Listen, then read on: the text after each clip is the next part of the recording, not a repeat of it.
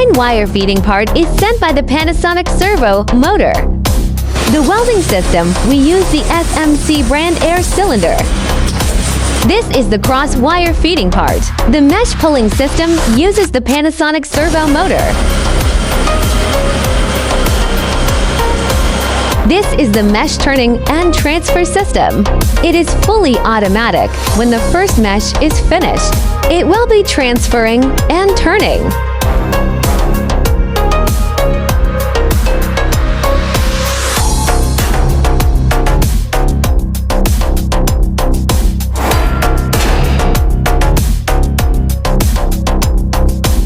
When the second mesh finished, they'll be falling together, saving the transfer space for your container.